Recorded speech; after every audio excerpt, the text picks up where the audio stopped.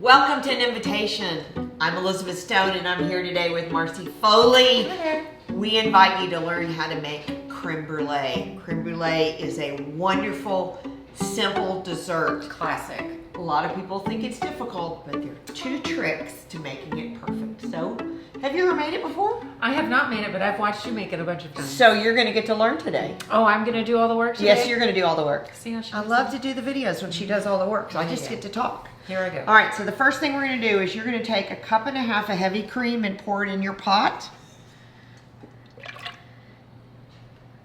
And I'll go ahead and turn the fire on. Okay. And then you have 1.5 cups of milk. Okay. Now, if you don't have heavy cream, you can use half and half. You can use all milk if you want to. It won't be as thick, but this is what I find. Half milk, half heavy cream gives you the nice consistency of creme brulee that you like. This is custard, the custardy. So I'm gonna let you use this, just stir it. We wanna get this really hot, okay, but not burned.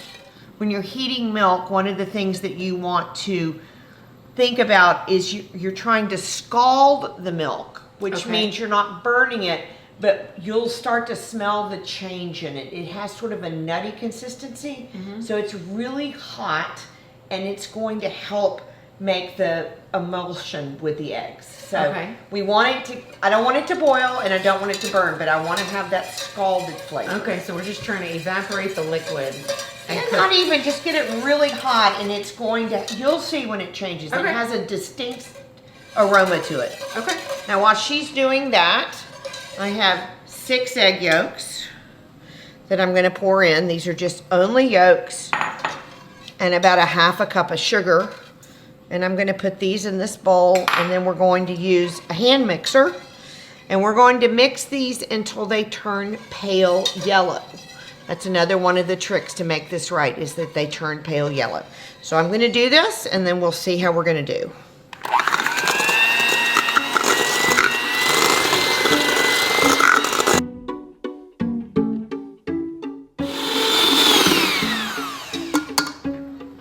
Okay, you can see how this has turned pale yellow. It takes about a minute of beating on high to get that to happen. What's happening is the sugar's breaking up and it's blending with the eggs. That's why it's changing the color of the eggs. It's kind of like mixing paint. If you had a bright yellow and a white, you mix them together, you get this lovely pale yellow. And it's kind of frothy. See the consistency of that? And so as soon as Marcie's milk gets hot, and it's getting hot, can you smell the change yet? Yes.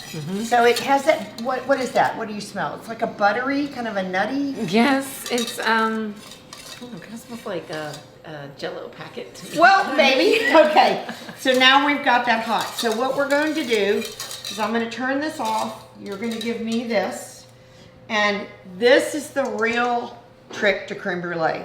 It's pouring the hot liquid into the eggs very, very slowly.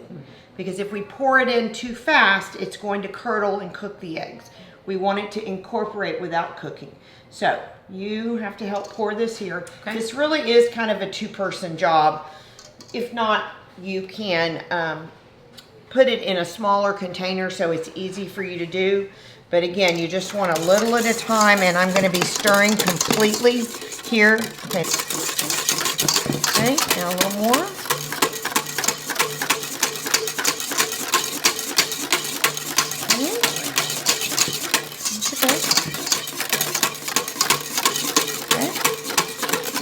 Stop. Yeah, there you go. So that's the best way to do it, is put a little in and then pause a little bit so you get this all nice and mixed in. Okay?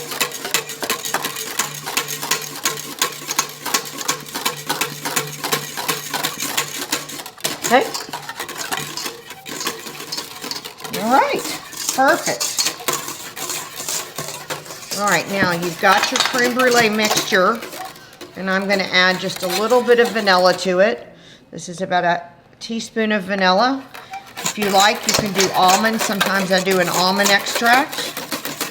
And this is ready. So you can see it's very, very simple. But if you do not do this particular step correctly, the creme brulee will not cook into the consistency that you're looking for. All right, so if you will pick that up.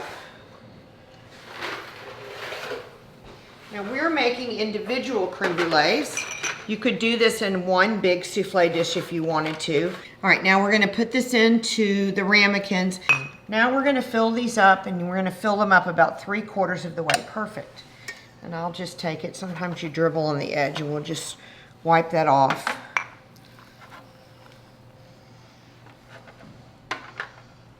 Perfect.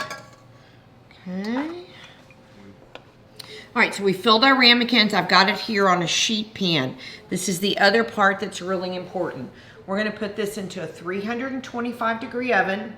It's gonna cook for about an hour to an hour and a half. Do not rush creme brulee. It needs to cook and settle in, and that's what gives it that beautiful, creamy consistency, smooth. The other thing we do is we take water and we pour it into the pan so that the bottom of the creme brulee cooks evenly like the top. This helps the custard to stay all evenly heated so the bottom doesn't get too hot. Exactly. Distributing the weight. So now we're going to put this in the oven, and then we'll be back in a little bit to taste.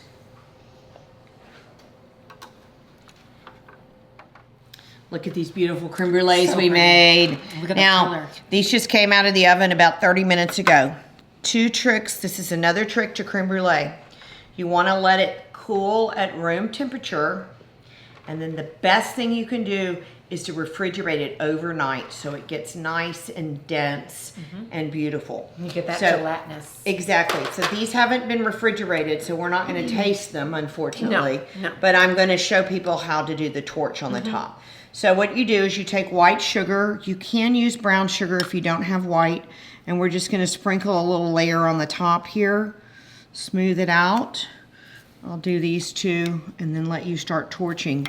And what you want to do when you're torching these, if you have a torch, it's the best thing to do. If you don't have a torch, you can do this under the broiler in your house. Set the broiler at 500 degrees.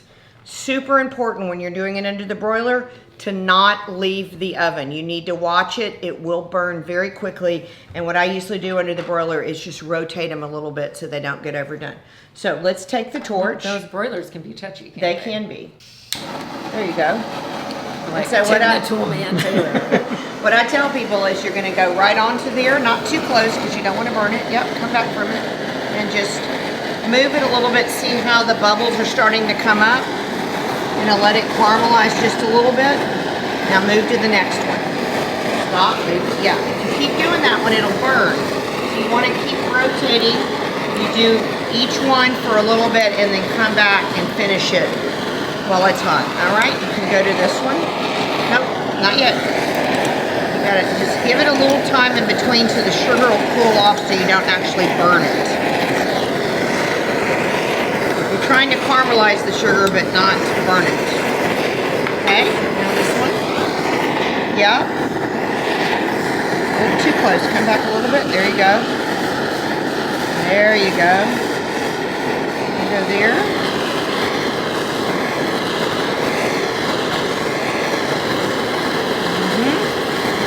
All right, now you're going to go back to the first one and finish it off. So you can see where it's not quite done. Yeah. Exactly.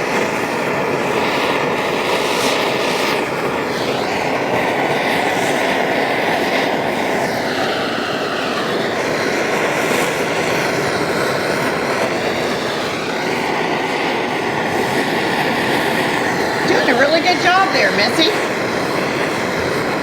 Okay. Like that. Got it? Now the mistake that I made for like the first 10 years of my catering career was I want to see if the sugar got hard. And you're really stupid and you take your finger and you stick it in there. You have to remember sugar's at about 350 degrees when it caramelizes. That's so you gonna don't hurt. want to do that. No. So use a spoon to check it, and look, now we have a nice crispy crust on top Yummy. here. That's my favorite part. Yep.